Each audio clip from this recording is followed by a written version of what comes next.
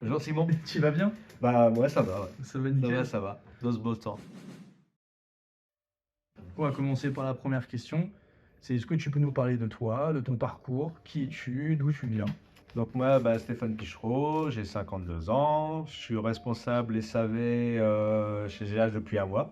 Donc c'est jeune. Je suis diplômé en maîtrise en management et automatisme. Donc après, j'ai travaillé en alternance chez Aérospatiale pendant 2 ans. Ensuite, j'ai travaillé chez Philips au Mans. On fabriquait des téléphones portables. J'étais responsable de prod les week-ends. Et puis après, j'ai rejoint l'équipe de Gaz de l'Atlantique, où là, j'ai travaillé 26 ans. J'étais responsable prod et SAV. Maintenant, j'ai rejoint GH.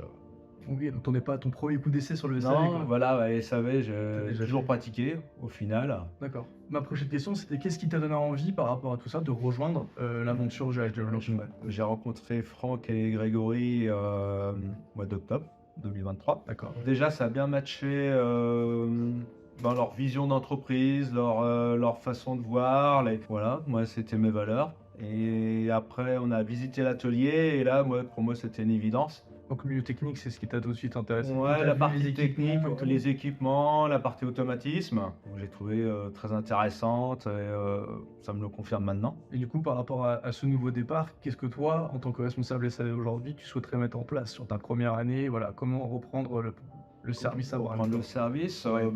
moi j'aimerais bien faire monter en compétence mes collaborateurs. J'ai acquis des méthodes de travail, d'organisation de travail.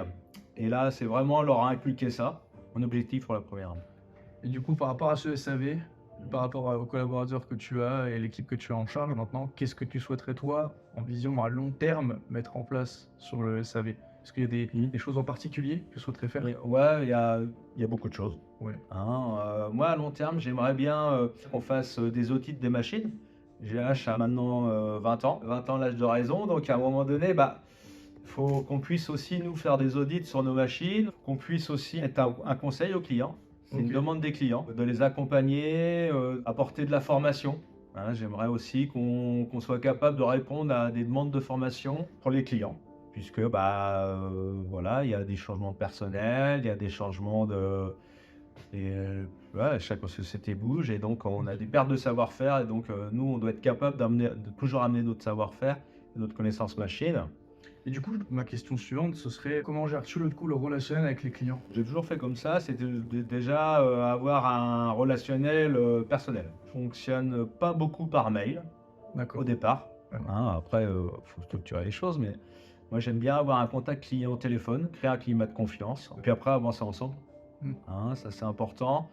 Être à l'écoute de ses exigences, hein, c'est normal, c'est nos clients. Essayer de répondre au plus rapidement possible. Du coup, je voudrais savoir aussi, selon toi, le service SAV, comment vit-il dans la société? À quel moment vous devez On doit, vous rencontrer? moi, le service SAV, je pense, le service le plus transversal qui peut exister dans une entreprise. On travaille aussi bien avec le service commercial au départ, D'accord. hein, puisqu'on a des relations aussi sur de la machine neuve, comment on doit se positionner. On a des relations avec les achats, acheter, comment on doit faire. Enfin, on a vraiment un lien fort ici. On est lié au BE Méca, BE Automatisme, et puis bah, à l'atelier aussi, puisqu'ils ont des compétences que nous, on n'a pas forcément. Et du coup, une question qui va plus, on va dire, parler d'humain.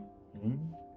Pour toi, quelles seront les valeurs les plus importantes pour ton environnement de travail? Moi, j'aime bien avoir un climat de confiance. Déjà, avec mes collaborateurs, avec les différents responsables de service. La confiance vient par la bienveillance. Mm. Hein, on ne doit pas, voilà, on est tous collègues. Hein, on est dans un environnement de travail, donc moi, c'est deux valeurs que j'aime bien là, enfin que je souhaite. Ok. Confiance, bienveillance. Après, moi, je suis assez exigeant et j'aime bien le professionnalisme. Pour moi, les trois vont ensemble. Oui, Et puis, quand ça va bien, quand ça matche bien, bah, au final, c'est ça. on n'a pas de problème.